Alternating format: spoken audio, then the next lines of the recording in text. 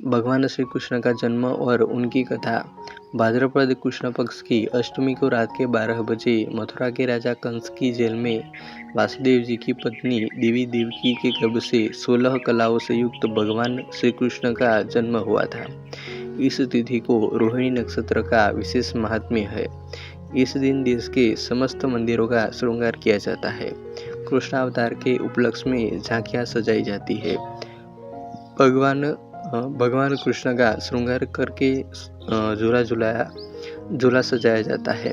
स्त्री पुरुष रात के 12 बजे तक व्रत रखते हैं। रात को 12 बजे शंख तथा घंटों की आवाज से श्री कृष्ण के जन्म की खबर चारों दिशाओं में गूंज उठती है। भगवान श्री कृष्ण की आरती उतारी जाती है और प्रसाद वितरण किया जाता है। प्रसाद ग्रहण कर व्रत को खोला जाता है। द्वापर युग में पृथ्वी पर राक्षसों के अत्याचार बढ़ने लगे। पृथ्वी गाय का रूप धारण कर अपनी कथा सुनाने के लिए ब्रह्मा जी के पास गई। ब्रह्मा जी सब देवताओं को साथ लेकर पृथ्वी को विष्णु के पास क्षीर सागर ले गए। उस समय भगवान विष्णु अनंत शैया पर शयन कर रहे थे। स्तुति करने पर भगवान की निद्रा भंग हो गई। भगवान ने ब्रह्मा एवं सब देवताओं को देखकर उनके आने का कारण पूछा तो पृथ्वी बोली, भगवान, मैं पाप के बोझ से दबी जा रही हूँ, मेरा उद्धार कीजिए। यह सुनकर विष्णु बोले, मैं ब्रज मंडल में वासुदेव की पत्नी देवकी के गर्भ से जन्म लूंगा। तुम सब देवतागण ब्रज भूमि में जाकर यादव वंश में अपना शरीर धारण कर लो। इतना कहकर अंतर्ध्यान हो गए। इसके पश्चात देवता ब्रज मंडल में आकर यदुकुल में नंद यशोदा तथा गोप गोपियों के रूप में पैदा हुए। द्वापर युग के अंत में मथुरा में उग्रसेन राजा राज्य करता था। उग्रसेन के पुत्र का नाम कंस था। कंस ने उग्रसेन को बलपूर्वक सिंहासन से उतारकर जेल में डाल दिया और स्वयं राजा बन गया। कंस की बहन देवकी का विवाह यादव कुल में वासुदेव के साथ निश्चित हो गया था।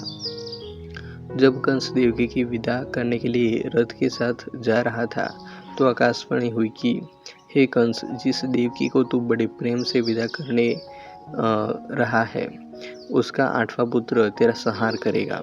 आकाशवाणी की बात सुनकर कंस क्रोध से भरकर देवकी को मारने को तैयार हो गया। उसने सोचा न देवकी होगी न उसका पुत्र होगा। वासुदेव जी ने कंस को समझाया कि तुम्हें देवकी से तो कोई भय नहीं है। देवकी की 8वीं संतान को मैं तुम्हें सौंप दूंगा। तुम्हारे समझ में जो आए उसके साथ वैसा ही व्यवहार करना। कंस ने वासुदेव जी की बात स्वीकार कर ली और वासुदेव देवकी को कारावास में बंद कर दिया। तत्काल नारद जी वहां पहुंचे और कंस से बोले कि यह कैसे पता चला कि 8वां गर्भ कौन सा होगा, गिनती प्रथम से या अंतिम गर्भ से शुरू होगा। कंस ने नारद जी के परामर्श पर देवकी के गर्भ से उत्पन्न होने वाले समस्त बालकों को मारने का निश्चय किया। इस प्रकार एक एक करके कंस ने देवकी के 7 बालकों को निर्दयतापूर्वक मार डाला। भाद्रपद की कृष्ण पक्ष की अष्टमी को रोहिणी नक्षत्र में श्री कृष्ण का जन्म हुआ। उनके जन्म लेते ही जेल की कोठरी में प्रकाश फैल गया।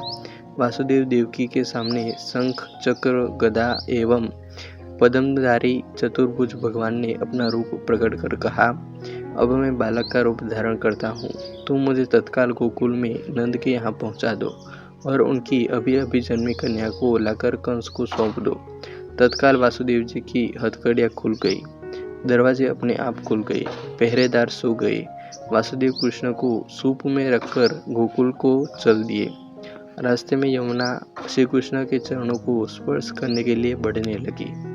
भगवान ने अपने पैर लटका दिए। चरण छूने के बाद यमुना घट गई। वासुदेव यमुना पार कर गोकुल में नंद के यहाँ गए। बालक कृष्ण को यशोमती की बगल में सुलाकर कन्या को लेकर वापस कंस के कारागार में आ गए।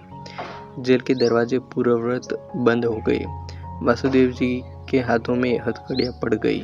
पहरेदार जाग गए। कन्या के रोने पर कंस को खबर दी गई। कंस ने कारागार में जाकर कन्या को लेकर पत्थर पर पटक कर मारना चाहा, परंतु वह कंस के हाथों से छूटकर आकाश में उड़ गई और देवी का रूप धारण कर बोली, हे कंस, मुझे मारने से क्या लाभ? तेरा शत्रु तो गोकुल में पहुंच चुका है। यह दृश्य देखकर कंस हतप्रभ और व्याकुल हो गया। कंस ने श्री कृष्ण को मारने के लिए अनेक दैत्य भेजे। श्री कृष्ण ने अपनी अलौकिक माया से सारे दैत्यों को मार डाला। बड़े होने पर कंस को मारकर उग्रसेन को राजगादी पर बैठाया। श्री कृष्ण की पुण्यतिथि को तभी से सारे देश में बड़े हर्षोल्लास से मनाया जाता है। कहानी अच्छी लगी हो तो ऐसे ही और कहानियों के लिए वीडियो को लाइक, कमेंट और शेयर कर दीजिएगा। और चैनल को अभी तक सब्सक्राइब नहीं किया तो सब्सक्राइब कर लेना। मिलते हैं और एक वीडियो में। जय हिंद, वंदे मातरम।